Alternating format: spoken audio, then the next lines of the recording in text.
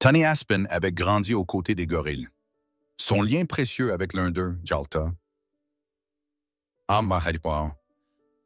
dépassait les mots. Quand elle partit, on lui dit qu'il l'oublierait, que les années effaceraient tout. Mais aujourd'hui, elle était de retour. Elle et son père Damien, fondateur de la fondation Aspen, se rendaient en Afrique pour revoir les animaux qu'ils avaient sauvés. Le voyage n'était pas seulement un retour dans la nature, c'était aussi un retour vers une partie d'eux-mêmes qu'ils pensaient perdue. Le trajet jusqu'à la forêt était éprouvant. Après un vol jusqu'au Gabon, ils avaient traversé des routes chaotiques en 4x4 avant d'atteindre une base reculée où ils logèrent en quelques jours. De là, ils descendraient la rivière en pirogue, espérant apercevoir leurs anciens protégés. Les guides les avertirent. Les gorilles étaient redevenus sauvages, toute interaction humaine était désormais interdite. Les animaux avaient changé. Mais Tani, dans son cœur, ne pouvait croire que tout avait disparu. Son lien avec Jalta avait été unique, forgé par l'amour, la tendresse et les années partagées. Dès que le bateau glissa sur les eaux calmes de la rivière, Tani sentit son cœur battre plus vite. Des silhouettes furtives apparaissaient entre les feuillages. Puis, tout à coup, elle le vit. Jalta. Même plus grand, plus puissant, elle le reconnut. Elle sauta à terre, ignorant les cris de son père et les protestations des guides. Le gorille s'approcha lentement, majestueux, imposant. Il tendit une main vers elle. Damien se figea, prêt à intervenir. Mais Jalta n'était pas menaçant. Il posa sa tête contre celle de Tani. Elle ferma les yeux et sentit les souvenirs affluer. Elle lui caressa le front comme autrefois, quand il était bébé. Bims, le second gorille, s'approcha à son tour, curieux. Il utilisa un doigt pour effleurer doucement la joue de Tani. Les guides, stupéfaits, restèrent sans voix. Tout avait commencé bien des années auparavant. Damien Aspen avait dédié sa vie à la sauvegarde animale. Il avait fondé le zoo de Howlett à Canterbury, puis la fondation Aspen. Lorsqu'un jeune gorille nommé Bims fut sauvé après avoir perdu sa famille aux mains de braconniers, la famille Aspen l'adopta. Tani, alors âgé d'à peine 1 an, grandit aux côtés de ce compagnon inhabituel. Il devint un ami, un frère. Quelques années plus tard, un autre bébé gorille arriva, Jalta. Orphelin, affaibli, il avait besoin d'attention constante. Tani, désormais une petite fille vive et responsable, prit soin de lui. Elle le nourrissait, le réconfortait, dormait même près de lui les nuits où il pleurait. Ils étaient inséparables. Mais Jalta grandissait vite. Bientôt, il fut trop grand pour vivre dans leur maison. Il rejoignit Bims au zoo. Leur rencontre fut soigneusement préparée. Les soigneurs les laissèrent se découvrir à travers une porte grillagée. Bims aurait pu le rejeter, mais il fit preuve d'une douceur inattendue. Les deux gorilles s'adoptèrent comme des frères. Ensemble, ils formaient une petite famille et Tani en était le cœur. Elle jouait avec eux chaque jour. Ils ne manifestaient jamais la moindre agressivité. Un jour, cependant, tout bascula. Une équipe de photographes visita le zoo. Ils filmèrent Tani en train de jouer avec les gorilles. Les images furent partagées et la réaction du public fut violente. Les autorités exigèrent des mesures de sécurité strictes. Le zoo reçut un avertissement, interdire tout contact physique entre les enfants et les gorilles, ou fermer. Alors, Tani ne put plus entrer dans l'enclos. Chaque jour après l'école, elle venait s'asseoir devant la vitre. Jalta accourait, posait sa main contre la sienne. Leurs doigts séparés par le verre, ils restaient là silencieux, unis par leur tristesse. Mais un autre changement s'annonçait. Les gorilles devaient retourner à la vie sauvage. Après des mois de préparation, ils étaient prêts. Un sanctuaire en Afrique les accueillerait, loin de tout, mais en sécurité. Le jour du départ, Tani les serra dans ses bras une dernière fois. Jalta posa sa tête contre son épaule. Bims l'enlaça doucement. Elle pleura, les regardant partir dans leur caisse de transport, en route vers leur liberté. Les années passèrent. Damien se rendit en Afrique et constata que les deux gorilles allaient bien. Ils s'étaient intégrés à un groupe, formaient une famille. Ils étaient heureux. Tani, elle, avait grandi. Elle rejoignit la fondation, travaillant aux côtés de son père. Quand Damien tomba malade, il exprima le souhait de revoir les gorilles. Ce serait sans doute son dernier voyage. Tani décida aussitôt de l'accompagner. Malgré les mises en garde, elle voulait les revoir. 20 ans s'étaient écoulés, mais elle n'avait jamais cessé de penser à eux. Ou elle savait que quelque part, dans cette vaste forêt, ses anciens amis l'attendaient encore. Ce voyage serait plus qu'une simple visite. Ce serait la promesse d'un lien intact, un retour au cœur d'une amitié gravée dans le temps. Le matin suivant, la brume flottait au-dessus de la rivière comme un voile de mystère. Tanny et Damien embarquèrent de nouveau à bord de la pirogue, accompagnés des 2 guides du sanctuaire. Le silence était profond, rythmé seulement par le clapotis de l'eau contre la coque et le souffle discret de la forêt qui s'éveillait. Tanny gardait les yeux fixés sur les berges, scrutant chaque mouvement entre les arbres. Elle espérait les voir encore, ressentir de nouveau ce miracle, cet instant suspendu hors du temps. Ce jour-là, les gorilles n'étaient pas là. Mais l'équipe n'abandonna pas. Le lendemain, ils reprirent le même itinéraire, patientant parfois de longues heures à l'arrêt, observant. Ils suivaient les conseils des pisteurs locaux, scrutaient les signes laissés par les groupes familiaux de gorilles, traces dans la boue, branches cassées, restes de fruits mâchés.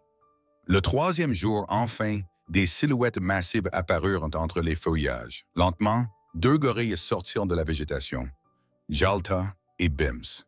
Ils avancèrent intrigués jusqu'à la rive. Le cœur de Tanny bondit. Elle se leva lentement, sans geste brusque. Les guides chuchotèrent de rester dans l'embarcation. Mais elle savait que le moment était venu. Elle posa pied à terre. Les gorilles restèrent immobiles. Jalta l'observa longuement, puis fit quelques pas vers elle. Damien, figé, ne bougeait pas. C'était comme si le temps s'était arrêté. Puis Jalta émit un grommellement doux, s'approcha encore et tendit le bras. Tanny ferma les yeux. Elle sentit ses doigts contre les siens, sa main large et chaude qui saisissait doucement la sienne. Il posa sa tête contre son épaule. Les années s'évaporèrent en une seconde. Les souvenirs y affluèrent. Elle sentit son souffle, son odeur, la même qu'autrefois. Bims arriva en trottinant. Il s'approcha d'elle, puis bondit presque sur Damien, comme un grand enfant. Il le renversa au sol, grogna joyeusement, puis roula sur lui comme dans le passé. Damien riait, submergé par l'émotion. Les guides restaient bouche bée, incapables de comprendre ce qu'ils voyaient. Comment 2 gorilles redevenus sauvages pouvaient-ils être si affectueux avec des humains? La famille des gorilles s'était approchée à distance. Femelles et petits observaient avec prudence. Mais ni Jalta ni Bims ne montraient la moindre hostilité. Au contraire, ils restaient proches de Tanny et Damien, comme pour les protéger. À la fin de la journée, les gorilles poussèrent de petits gémissements quand les visiteurs retournèrent à leur bateau. Jalta posa encore une fois sa main contre celle de Tanny avant qu'elle monte à bord. Ils se regardèrent longuement, sans un mot. Tout était dit. Le lendemain, ils revinrent. Cette fois, les gorilles les attendaient. Ils étaient assis près de la rive, presque impatients. Jalta se leva le premier et trottina vers Tanny. Il était plus doux encore que la veille. Il posa sa tête contre son ventre, comme le ferait un enfant. Bims, lui, sauta presque dans les bras de Damien. Leur comportement était étonnamment tendre. Tanny caressa longuement la tête de Jalta, qui ferma les yeux, apaisé. Il gémit doucement, émettant des sons graves et rassurants. Ce jour-là, Tanny s'assit dans l'herbe, entourée des 2 gorilles. Si elle parlait doucement, comme si elle leur racontait ses années passées, les animaux qu'elle avait sauvés, ceux qu'elle avait perdus. Les gorilles l'écoutaient en silence. Le soleil se couchait lentement, peignant la forêt de tons dorés. Damien observait sa fille avec fierté. Il n'y avait rien à ajouter. Ce lien, tissé dans l'enfance, avait résisté au temps, à la distance, à la nature elle-même. Même les guides, auparavant sceptiques, baissèrent la tête, comme s'ils assistaient à quelque chose de sacré. Mais Tanny savait que ces instants étaient comptés. Ils ne pouvaient pas rester là. Elle caressa une dernière fois le front de Jalta, embrassa Bims sur le crâne, puis se leva. Les gorilles la regardèrent s'éloigner, le regard lourd de tristesse. Elle monta dans le bateau. Jalta grogna faiblement. Quand l'embarcation s'éloigna, il suivit le rivage pendant plusieurs mètres avant de s'arrêter. Il resta là, immobile, les yeux fixés sur la barque jusqu'à ce qu'elle disparaisse. Tanny pleurait, mais dans ses larmes, il n'y avait pas que de la peine. Il y avait de la gratitude, car elle avait revu ses amis. Et surtout, il s'était souvenu d'elle. Contre toute attente, il l'avait reconnue. Ce lien n'était pas rompu. Il était vivant, puissant, intemporel. Même la forêt semblait s'être tue pour honorer cet instant. Ce n'était pas un adieu, c'était un souvenir vivant qui ne s'effacerait jamais. Les jours suivants furent silencieux et pleins d'introspection. Tanny passait ses matinées à contempler la jungle depuis la terrasse en bois du campement. Elle repensait à chaque geste, chaque regard, chaque instant partagé avec Jalta et Bims. Elle savait qu'elle venait de vivre quelque chose d'unique. Et pourtant, une partie d'elle refusait de considérer cette rencontre comme un simple souvenir. Elle ressentait le besoin de faire plus, de laisser une trace, pour eux, pour leur espèce, pour ce lien qu'aucune frontière n'avait pu effacer. Damian, affaibli mais apaisé, observait sa fille avec tendresse. Il savait qu'elle porterait désormais le flambeau.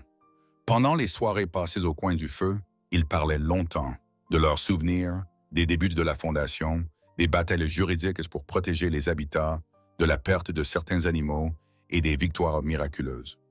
Ces conversations, baignées dans la lumière tremblante des lampes de tempête, semblaient suspendre le temps en un moment.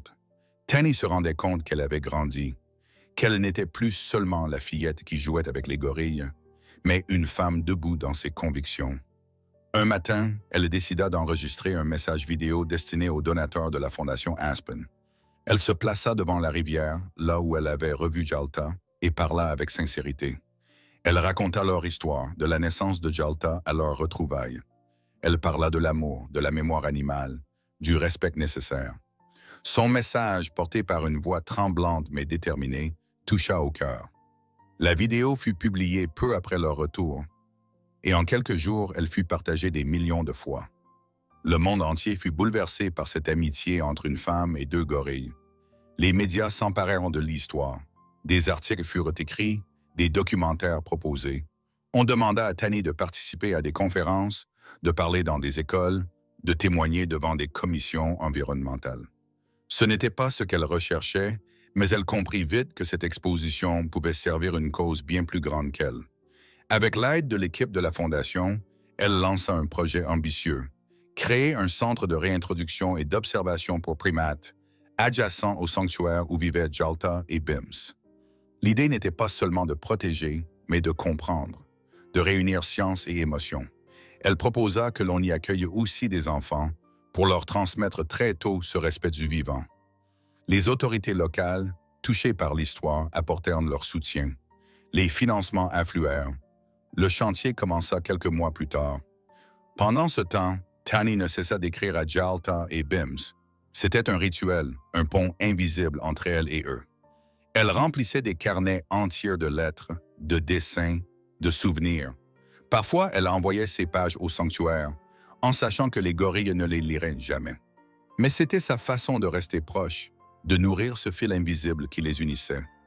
Dans ses lettres, elle racontait aussi les enfants qu'elle rencontrait, leurs questions, leurs rires, leurs regards émerveillés en découvrant les images de la forêt. Une année passa, puis une autre, et chaque année, Tanny revenait. Pas pour déranger, pas pour troubler l'équilibre, mais simplement pour s'asseoir, à bonne distance, sur la même berge. Parfois, Jalta apparaissait brièvement, l'observait depuis les arbres, puis disparaissait. Parfois, Bims poussait un grognement familier, mais il arrivait aussi qu'aucun des deux ne se montre. Cela n'avait plus d'importance. Ce qui comptait, c'était la trace qu'ils avaient laissée en elle. Lorsque Damian mourut, paisiblement, entouré de ses enfants et des membres de la Fondation, ce fut une immense perte. Mais Tanny ne s'effondra pas. Elle prononça un discours à ses obsèques, les larmes aux yeux, mais la voix haute. Elle parla de transmission, de combat, d'amour. Elle termina en disant que son père n'avait pas seulement sauvé des animaux. Il avait semé des graines de conscience. Le centre qu'ils avaient imaginé ensemble fut achevé peu après. Il portait le nom de Damian Aspen. Chaque mur racontait une histoire. Chaque enclos, chaque sentier, chaque panneau informatif était l'écho de cette aventure commencée des décennies plus tôt. Et au cœur de tout cela, deux statues grandeur nature de Jalta et Bims trônaient sur une esplanade, bras ouverts, comme pour accueillir le monde. Tanny passa sa vie à raconter cette histoire. Elle ne cherchait pas la gloire. Elle voulait simplement que l'on comprenne, que les animaux se souviennent, qu'ils aiment, qu'ils pardonnent, et que parfois, au-delà des mots, un regard suffit pour rappeler à quelqu'un qu'il n'a jamais été oublié. Jalta et Bims n'étaient pas des exceptions. Ils étaient des messagers. Et dans le cœur de Tanny, il le serait toujours.